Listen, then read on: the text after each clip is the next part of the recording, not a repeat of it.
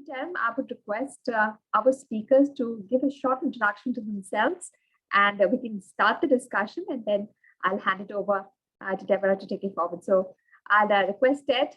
Ted, thanks so much for being here.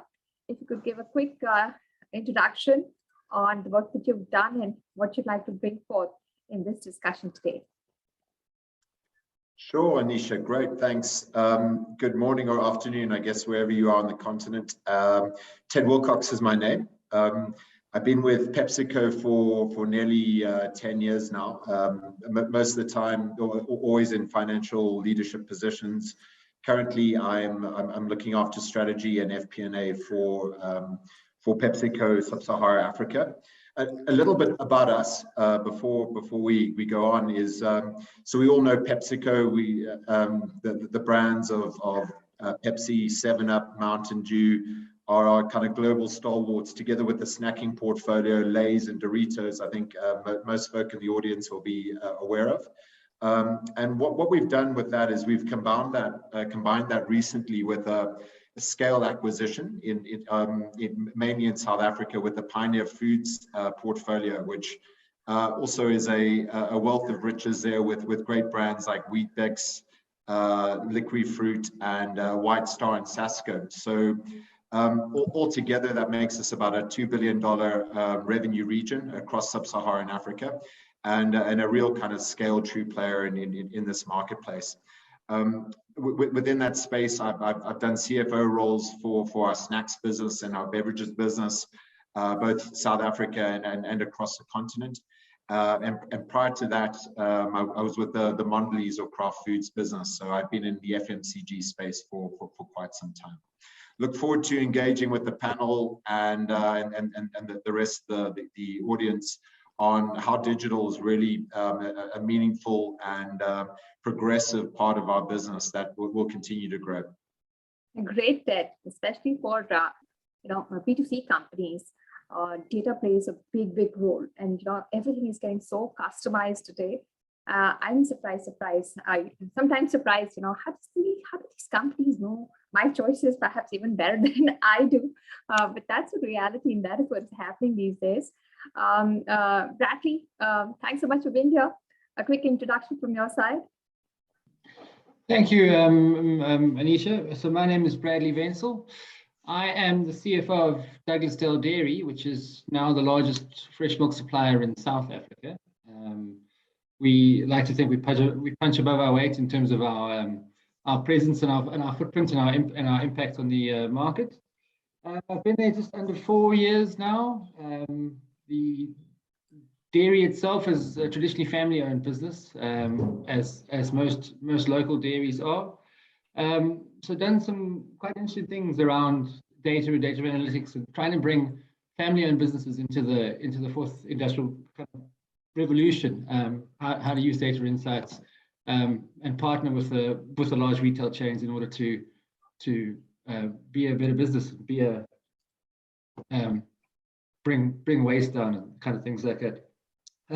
Personally, prior to this, I was finance director of Nando's for a while, and then I managed an East African, Mozambican and Mauritian freight forwarding company. And prior to that, I was in the golf and kind of cycling industry in the kind of finance team there. So really looking forward to chatting with all of you today, and kind of figuring out how we can all make ERP better and work for all of our kind of stakeholders. Great. Ashish, thanks for being here. A quick introduction from your side as well. Thanks, Anisha. A very good morning, a good day, or good afternoon to everyone across the world. My name is Ashish Khimka, and I am currently the CFO of Lagos Free Zone, which is a member of Solaram Group Singapore, multinational, or I'll say operating in various parts of the world, but mostly focused in Africa with their major operations. And the current role which I am there, what we are doing is we are creating a special economic zone in Nigeria with port independent, which helps to drive the economy itself. And what we are doing is the biggest deep sea port, which would be built in the Nigeria market. unlocking the market for the whole of Africa. And we all know Nigeria is the biggest economy in the Africa region. I have been associated with this company for the last 6 years now, and with the group for almost 10 years. Prior to joining the group, I was a banker with ICICI Bank India, one of the largest private sector bank in India. And before I started my career as an audit assistant with Ernst & Young. All right. I think Deborah has joined us. Deborah, I'd request you to please turn on your video. And until you do that, I'd request Esther to please give a brief introduction about herself. Hi, Esther. Esther, you're on mute. I request you to please unmute yourself. Sorry, I have. Hi, everyone. I'm Esther Kabiro. Currently, I'm the CFO Abacus Pharma Limited, Kenya. Abacus Group is in Rwanda, Uganda, Kenya, Tanzania.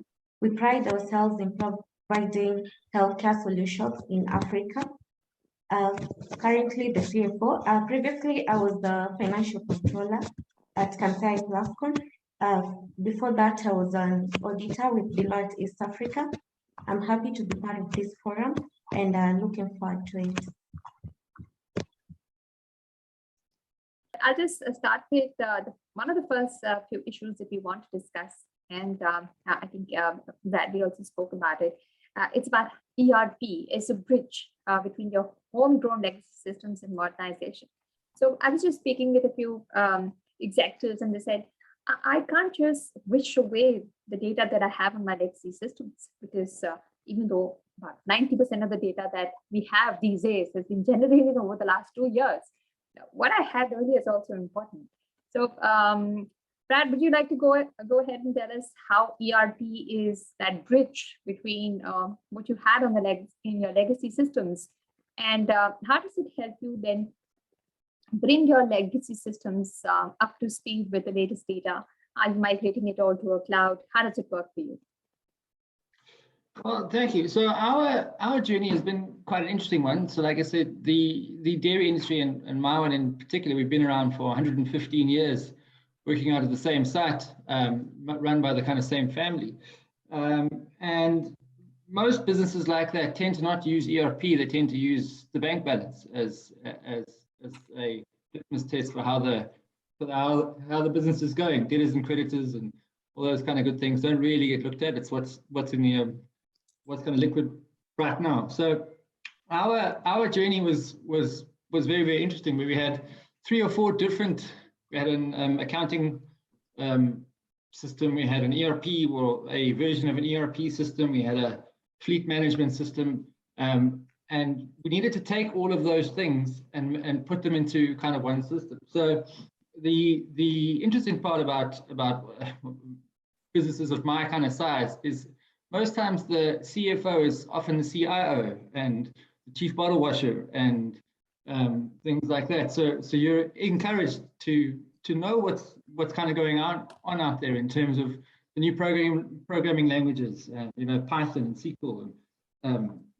Back when I was at varsity, it was C++. So you have to know all of those things to be able to then future-proof it. So it's sitting and meeting with the likes of the big SAPs and Oracles and all those kind of guys, and seeing if those businesses are often fit for your purposes, and what pieces you can take off of your kind of legacy systems, and what you can't. So in our business, we literally had to take dumps of lines and lines and lines and lines and lines of transactions to be able to then manually, well, not manually, but bring into the new ERP system. And then you've got to source, you've got to sense check, and you've got to have control points, and you've got to make sure that the migration from the old into the new has happened fairly seamlessly. It's never really a kind of painless exercise. And what things you absolutely have to have, and what things are kind of nice to have. So in our business, we've got vehicles, we've got customers, we've got obviously goods coming in and goods going out. So we need to sit and kind of build a phased look into it to say, okay, this is what we have to have in phase 1. This is what we have to have in phase 2, and this is what we have to have in phase 3. And the modern CFO has to be the bridge between the hardcore finance people and the customer base or the supplier base or the IT person or the CEO or all those kind of things, because very seldom does one person have an entire view of that process. And ultimately, the numbers don't lie, and the numbers have to be right. So the kind of long and the short of it is make sure you know what you want and plan. Right. Ashley, would you like to come in here? Because Bradley spoke about things that were nice to have and things you absolutely needed. So what is it? What has it been like for your company? You said you've been there 10 years. So how smooth or how rough was this transition? Well, I would say that things like to happen, but the whole function, the finance function, the role of a CFO has been changing over the last few years. And in the last 2 years, we have seen how the role has completely changed from a number crunch guy to a person or contributing through the strategic and analytical advisory role to the CEO. When we look at the finance function as CFO, finance was always considered as the lifeblood or the blood of the function. Everything what you do in your business flows through the finance. You do a sales, you do any marketing activity, you do any production, everything ultimately flows to the finance. And they are also responsible to track your performance. The performance of the whole business is based on the financial numbers and the crunching, which is based on the data. So historically, data were collected, you had a bunch of data and all. But the problem and the issue was how you use the machine learning and the big data to analyze and require that what is the important data and how to look forward for that data, how the data can be useful. That's what analytics and reliance on historical data can help in bringing the whole picture, ERP, that bringing from the silos, various silos that you have, you bring the data at one place, analyze it, and then take the better advisory or strategic decision based on your performance using a bit of your judgment, because you cannot eliminate the human element from the perspective of the decision making. All right. Ted, data is important, and I'm sure a large company like Pepsi has had a lot of data over the last few years, and it's suddenly exploded over the last 2 years. The way you look at data, the way you treat data, the way you now sift through data because of technology has helped a lot. CFOs always have been, looking through data. They've been data centric. How do you see this journey having changed for a CFO over the last 2 years? Ted, the question is for you.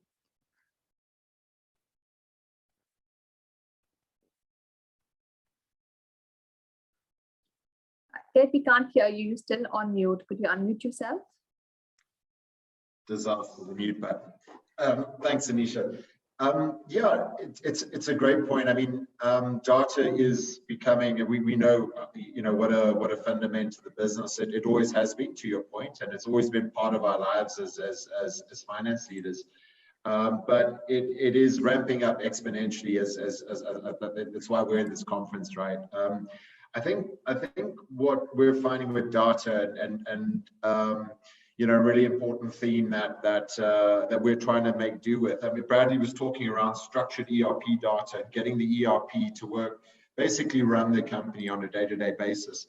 And a very interesting journey, Bradley, on bringing a family-owned business into that. We probably within PepsiCo have been quite blessed to have that as a routine structure that we've had for many years. But where data is changing is we're now starting to bring that structured ERP data, the sales volumes, the costs of sales, the OPEX cost drivers, etc. And we're blending it and matching it with mass unstructured external market data. And this could be anything from, supermarket scan data, the information that goes through the tills at ShopRite Pick and Pay. It can be weather patterns. Weather patterns are very important for beverages in our business. It could be, footfall patterns of people or even, kind of COVID infection rates. So the mobility levels of just human beings, where they are and where they're moving about. So what we're doing is we're combining the structured data with unstructured, market data, which is enabling our business to make much more holistic commercial decisions. So it gives us a much better sense in terms of where our competition is, what our consumers want, what the customers need, and what they're selling. And this helps guide us towards pricing decisions, what promotions we should be putting on, and it even starts shaping our portfolio over a sort of a longer term. So in summary, I'd say, Anisha, it's moved us from running the business into transforming the business and empowering the business to make holistic decisions from real granular market data, rather than just relying on gut feel and aggregated estimates that are coming through from the business. All right. So Deborah, I think, has joined us on this discussion. Deborah, we've just been discussing the role ERP is playing in the finance departments, and how it's proving to be a bridge between legacy systems collecting data and now new age data that is being migrated to the cloud. So Deborah, I'd request you to please turn on your video, and you can then take forward this discussion.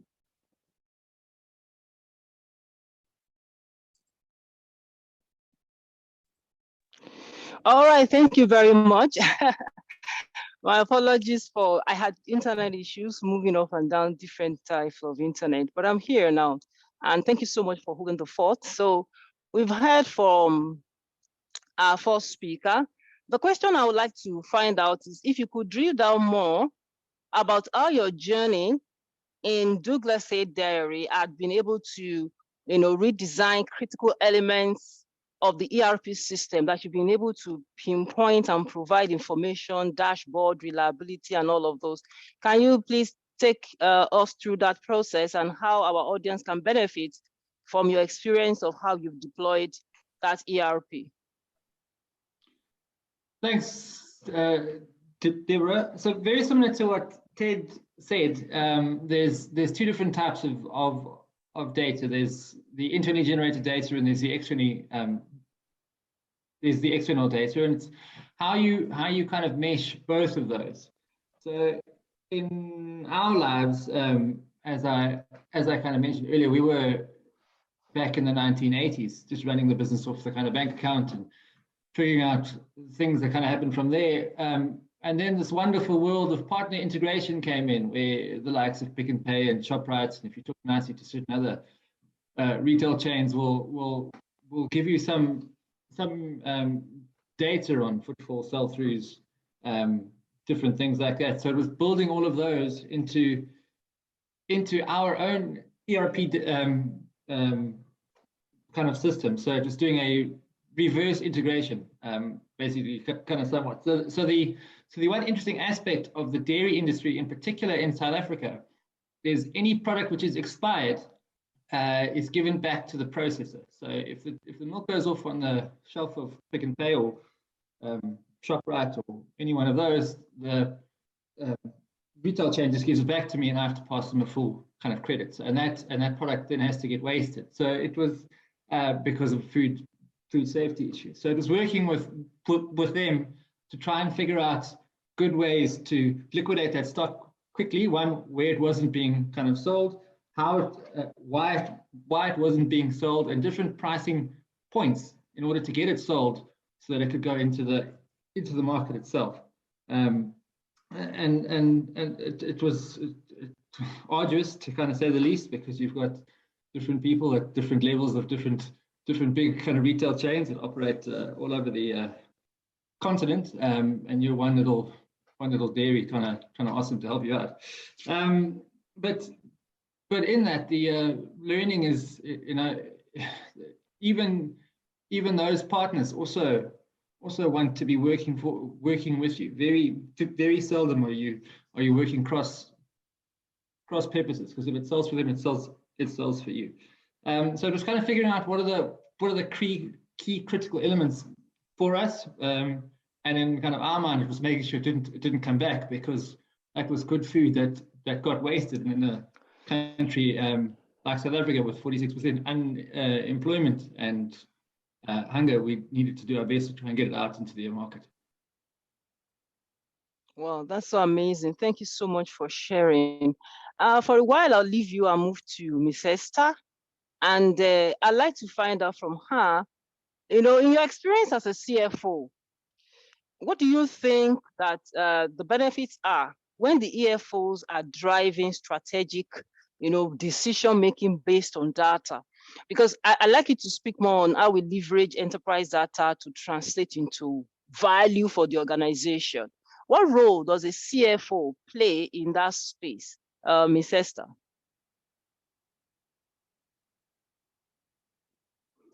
Ms. Esther?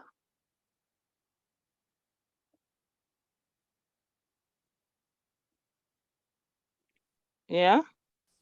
Sorry, I was on mute. Sorry. You were on mute. Yeah, I was going to say that. Thank you. I'm okay now. So as a CFO, we play very vital roles to ensure that we harness the power, the power of data and technology so as to grow the business in terms of productivity and growth.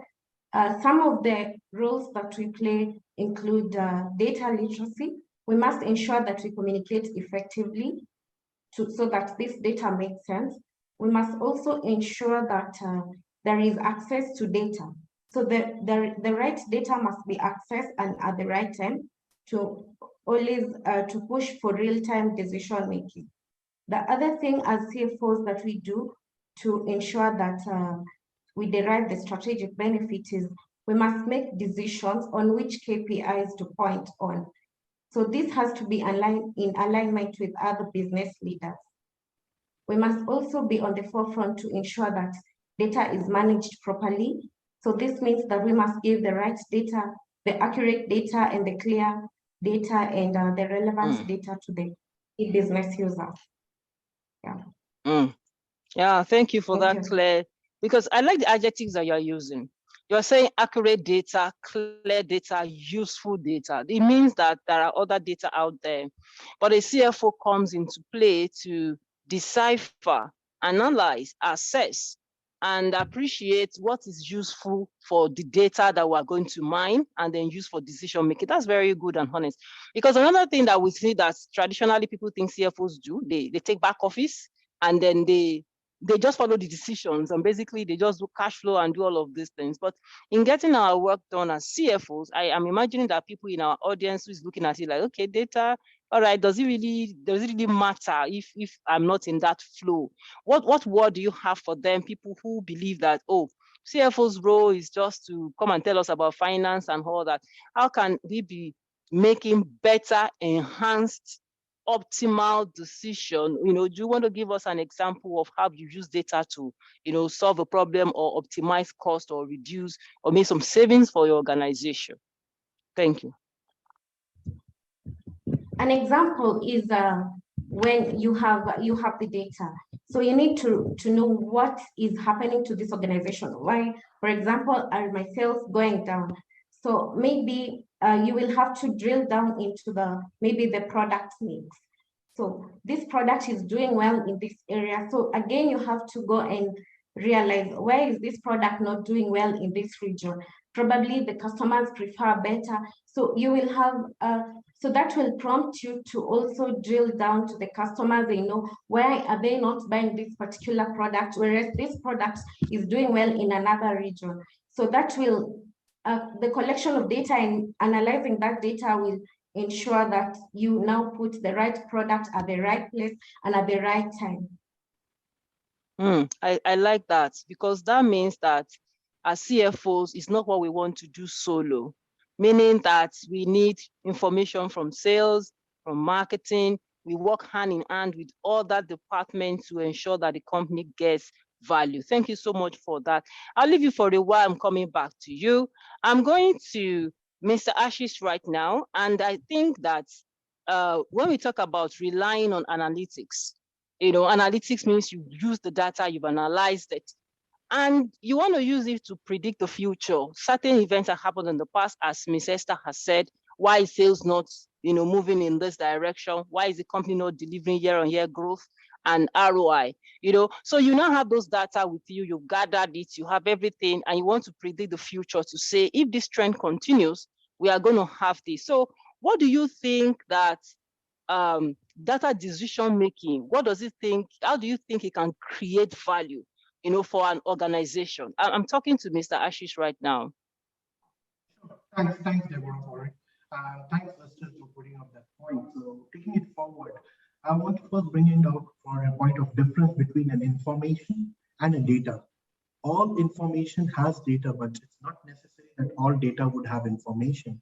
When you put up something as a structured form to a data, you get the information, which can then be used to rely for your future decision making, analyze your past.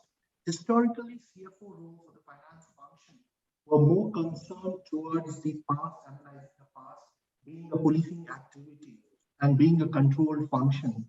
But of late, we are seeing the change wherein a CFO or a finance guy is not just responsible for the control aspect, but contributing towards the growth of the business by predicting the stuff, what it can produce in future, depending upon the trend which has been seen in the past. Just to give you an example, one of the studies which were conducted by PwC of more than 1,000 executives throwed a number that more than the companies which rely on data-driven decision-making perform almost 3 times better than the companies which were not relying on data, which clearly shows that how the data plays an important role in making your decision-making process and other stuff. Just to put up an example for an aviation industry, you see that the pricing keeps on changing every moment when you go for a booking, and which is done on the back of the data is upon how much is the customer demand on the particular route, what is the kind of supply for a particular route. So on the back end, you don't see the amount of data which are being calculated, analytic, and is being done using the machine analytics and big data, and you get the ultimate final price on your screen. And the moment you come back after 1 hour, 2 hours, you would see a different pricing coming in. But on the back, you will see the historical data being analyzed at what particular time of a day or a season you are going for a booking on a particular route. You will get the price accordingly. That's one of the area where you see data plays an important role in analyzing and predicting the future and making a decision-making process overall. Just to Wow, give that's another number, sorry, go ahead, please. Just to give you a sense that of late, you would have been now seeing that almost every day, 2.5 quintal bytes of data are generated. Having said that, not all data are useful. It also depends how much data you need and how you collect that data and how you make it to a useful information for yourself will lead you to a perfect decision making in future. Wow, that's very beautiful. And that's so nice to hear, because the world is changing. We live in a very dynamic world, and there's so much data right now. In fact, it's almost like data is cheap. And like you said, it's not all data that gives you the volume of information that you need. I like that point that you made. But you see, if you want to achieve this culture in your organization, I think there's somebody on this call who is wondering, okay, we get value from data. We make decisions that are real time and are useful for the organization. I have a system where we are still far away. What kind of principles will you be telling them to adopt? What kind of steps will you be telling them to take in order to institute a data-driven culture, even right at the tactical level, managerial level, right down to the strategic level and at the board? How do you think somebody who is interested in immediately flowing in this data-driven decision ways of making business move, what advice or what kind of nuggets will you be giving to them to take away? Thanks, Deborah. So on this front, what I would say, there are 5 key principles which anyone who is relying on data should follow. One being agile, that you have to be agile in your data capturing and with data analytics. The second would be a sustainability. You have to have the regular data coming in. A one-off data would not help you to reach to a decision making, because you have to make decision on a regular basis. And to get the data from the concrete source on a regular basis is another thing which one is to be. The accessibility about the data, the predictability of the data, as well as the accountability of the data, because nothing is doable unless you put an accountability to it. Because everything, when you take the data, the genuinity of the data has to be there. So I feel these 5 principles should be in place when you make your decision based on the data. Yeah, if I could recap, you say agility, accessibility, predictability, and the number 4? Accountability and sustainability. Accountability and sustainability. Wow, those are things that I believe that even a whole webinar would unpack. All right, thank you so much, Mr. Ashish. I move to Mr. Ted, and very quickly, you are helping us to unpack and to understand how we can use business intelligence as a strategic tool to expand our influence throughout the company. So, Mr. Ted, in PepsiCo, Sub-Sahara, you have been doing this. So can you please give us a sense of what it is, how we can leverage your business intelligence and other digital tools, and that you would, walk our audience through what it is with your live experience we should be expecting when we say business intelligence, Mr. Ted? Sure, Deborah. Actually, just firstly, I've got to say I love your glasses. Those are really special. I need to see where I get a pair of those. Very cool. Very cool. Thank you. So back to the point. As I sort of look at how we are using BI analytics and data and digitization in the group. I can sort of think of three key themes around that. And the first one I touched on a little bit earlier. It's around making these holistic decisions in our business by combining, the internal structured data together with external, true external customer consumer data to get much more rounded decision making. So that's the first pillar we've done. It's been enabled through these massive data lakes, these huge repositories of information, a lot of data mining, a lot of mapping of bringing the structured and external data together to find the insights and to get it out to the business. So the first theme is leveraging the internal and the external to create synergies between the two. I'd say the second thing where digitization is really accelerated our business and our finance organization and increased our influence on the business is kind of the democratization of data itself.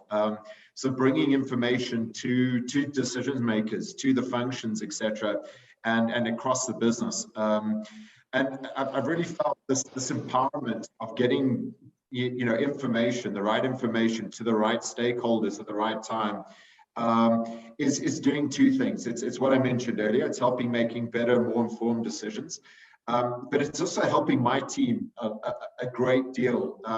In as much as we're not called upon every 2 weeks, every day, every week to do another P&L analysis, another cost analysis, another Excel spreadsheet. To try support informing decisions. What we've managed to do, and we haven't cracked the code. This isn't found silver bullets for everything, but by leveraging BI tools and supporting the business to become more digital savvy, we've created some great sort of push of a button visualization, standardized data reports that the sales director or the marketing lead or the manufacturing VP can get a dashboard in terms of their performance and in terms of information that's relevant for their job at any particular point in time. So this accelerates the data getting to them, accelerates decision making, and it keeps my finance team focused on delivering the numbers, being great business partners, and rather than just running behind the organization with ad hoc analyses just to support the needs of the traditional needs of the business. So that being the second theme, that leaves the third theme, and it's really around a passion of mine, which is operational planning and the financial planning and budgeting that goes around that operational planning. And we've had some pretty good success with artificial intelligence, with AI tools that are helping us sort of extrapolate historic trends with just to say what's coming down the line, what's happening next week, next month, next quarter, next year, or even kind of longer term trends as well. So leveraging technology to do this rather than using human beings is great, because we're seeing that it improves the accuracy of the forecast. We all know about personal biases and human biases that tend to be a little bit more optimistic than where the reality is, or sometimes missing potential trends and missing potential opportunities. So actually using historic trends and assumptions to extrapolate planning, financial planning, takes some of the effort out, and also improves some of the accuracy in financial planning and analysis.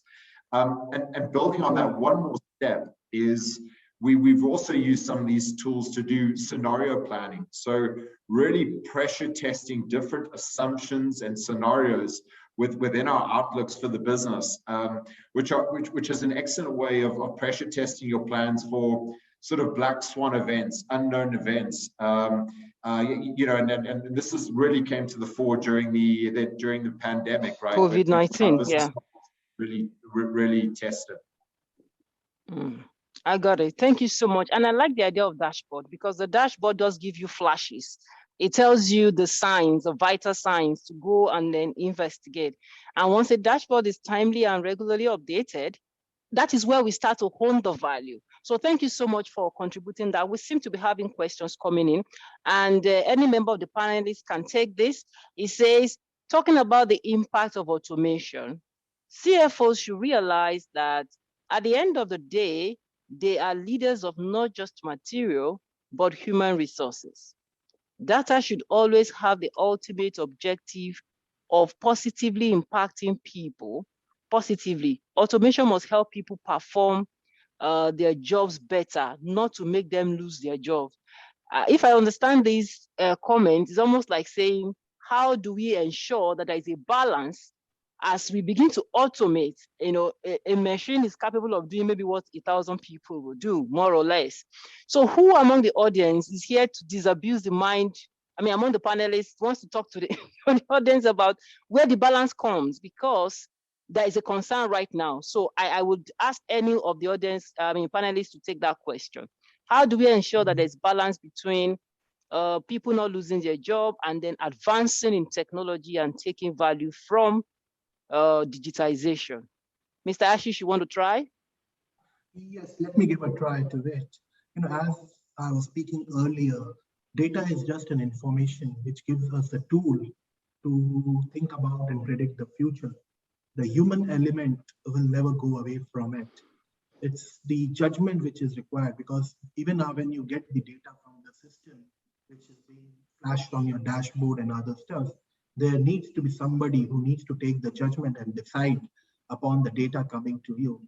I would say the automation, the analytics, and all other stuff are helping the resources, the human resources, to plan their job, develop it much further, and educate them further to utilize their skills and resources in much better way than what they could have been done doing it earlier without the machine learnings. So their profiles would change. Like I spoke earlier the finance guys or the finance team were more concerned about post-audit, that is, once the event is done, they were control, expect, and all other expect. Wherein now the role has changed to a predictive time, where we have to predict the future, whether a creditor or a debtor is going to default or not, looking at the past trend.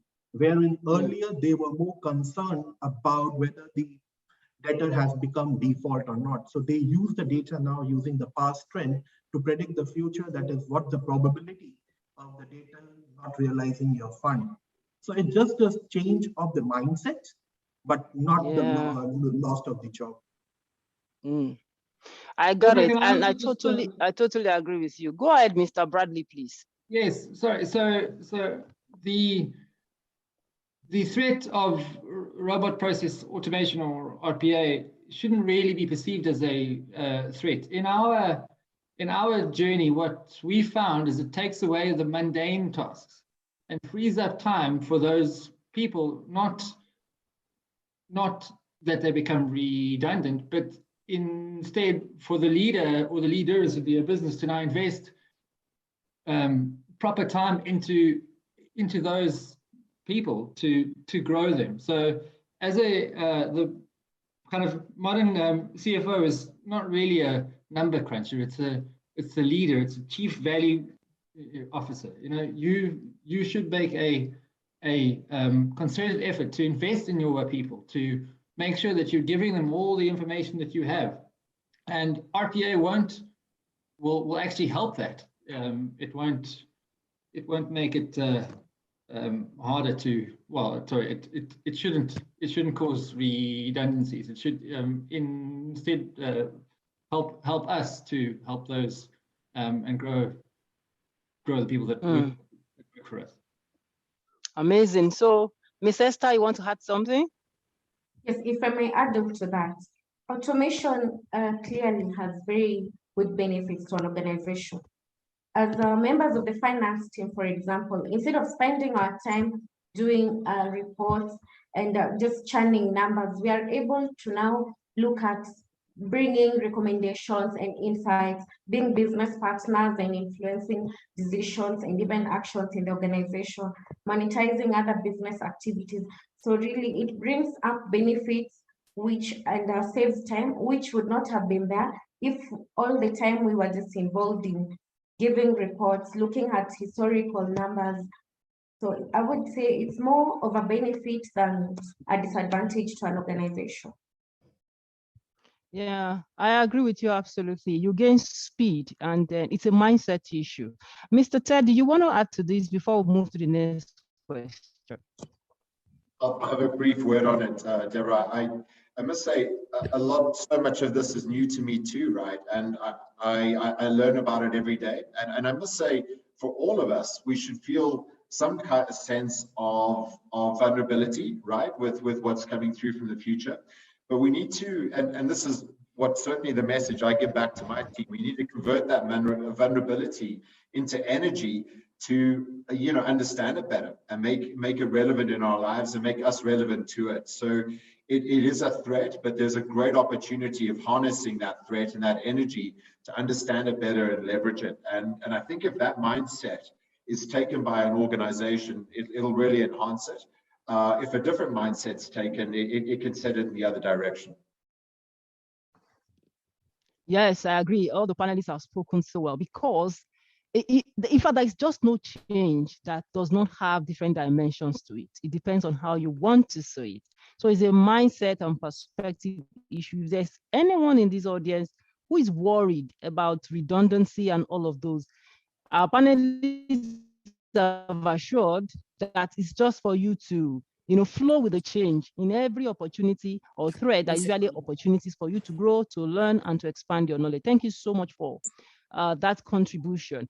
Next question that we have here before we talk to our panelists again is that hoping that we will get insight on various business leaders, how they have been able to support their enterprises through automations to achieve optimal results from data analytics and data governance. Has this been achieved on cloud or on premise? Who leads the discussion? Is it the chief technology officer or the CFO? Now, this question is addressed to the panelists and any of us. Number one, the typical and the second thing I want to know is it really a CFO business, or is somebody else that's supposed to be settled without business? And why should a CFO be involved in the equation of data analytics? Any of the panelists can go first. Yeah, Mr. Bradley, you want to start? Yes, thanks. So as I kind of mentioned earlier, there's our role, a modern kind of CFO, should be a holistic leader that has complete line of sight of the entire business. So it should have should really have delved into their business to understand that if this happens over here, then this happens over here, and if this happens over here, then this happens over here. So it's not really about leading the data charge. It's more about being the facilitator, where perhaps other kind of C-suite guys and girls tend to operate in more silo-based. The modern CFO should be able to look across all different aspects of the kind of company and be able to bridge those gaps with the sales director and the CEO and the procurement director and the CTO or CIO. Very few people will have the complete picture in their business. So it's incumbent upon us to invest the time in understanding what everybody else does, that we can build the picture to be able to then build a little roadmap when anything happens.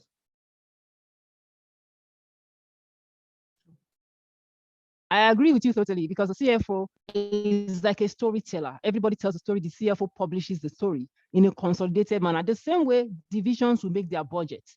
But the holistic budget and how you drive the budget is in the hand of the CFO. So it's not a matter of, it's not your job, it's your job. You are involved, you are weaved around it. Mr. Ashish, I still want to say something. No, I just wanted to add to what Bradley has already said about, talked about. And I spoke as earlier that all the functions are connected, and like you summarized it during the budget point itself, which captures it. So it's the facilitator, or the finance function is the facilitator, everything close to the finance. And we are the persons or data provider for the analysis of the business performance, which comes into it. So it's all depend upon the authenticity of the data coming in, and who can vouch for that data, which is the finance function. And I agree with you. Thank you. And I want to go to Mr. Brad very quickly. When we are talking about all this integration, the CFO is the facilitator, is the conductor, is the combiner, and the consumer. What do you think that this integration will require? What are the necessary things to ensure that this integration works well and there are no gaps? Mr. Brad. So thanks, Deborah.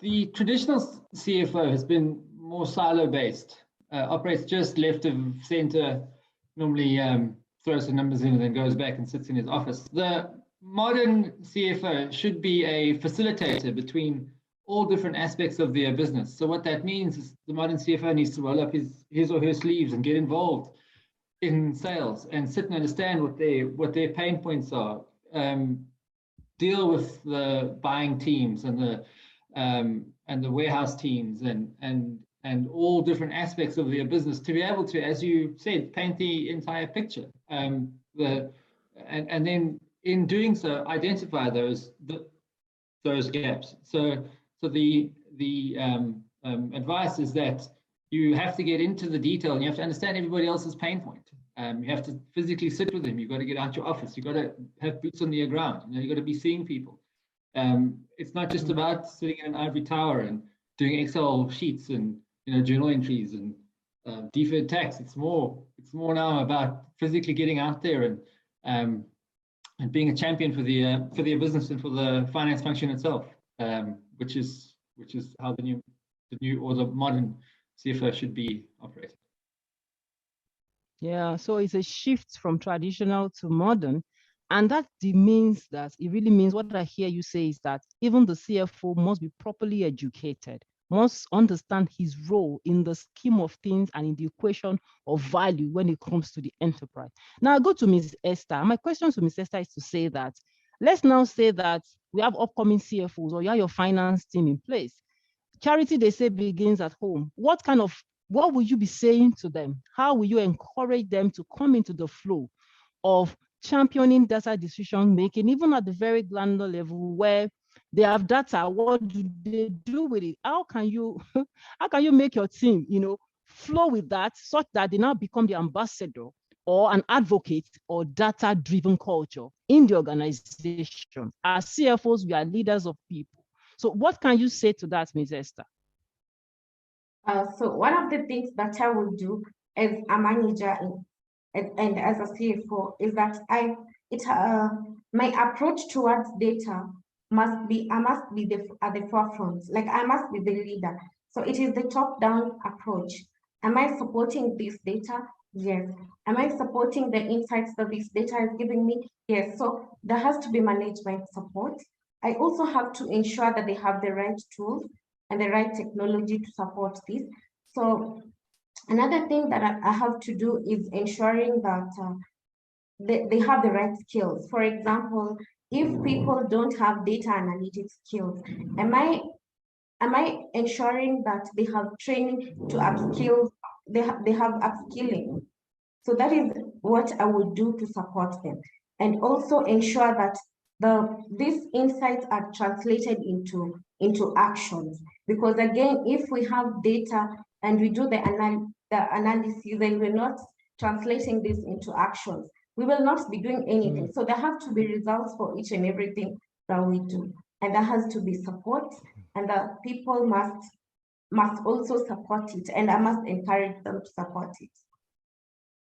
Yeah, I like the way you took it, because then you said the leader stays in front to lead it. You know, you walk the talk, you show example, and then you support them with the tools and the skills that they need. So that's a very good way to do that. Mr. Ashi, I want you to tell us what kind of thing you will do in your organization. For example, let's say you're about to switch from traditional culture to data. How do you advocate it? How do you get your team on board? And what kind of thing will you be telling them? Sure, thank you. So, a change is to a resistance. Something, if you want to change, you will always face a resistance. So as a leader, I should be capable, or we should be capable enough to face that resistance and to show them the importance that what this change will bring in a benefit for them. So that's where I talk about the strategy coming in. So you have to play it very strategically, showing them the benefit which would come to it and how their function itself will ease out and will help them to perform in much better way. Is that just data capturing, data analytics is not important, what I said. It's about how you use that data to make the decision-making process. And as a leader, we should believe in that. Until unless we believe it, we won't be able to succeed in, as Esther and you rightly provided it earlier. It's also about how the big data works, how the data are captured, the running through the whole process. Getting on the field with them will make them confident about it. And then when you make a decision, you need to let them know that which data you used to make that particular decision. And once the decision is made and the results are out, you should also link that decision out or the results to the data back to it, which will give them the ownership of it, that because of their contribution and their data analytics, the company were able to take that decision. And with that decision, what was the outcome of it? What was for the benefit?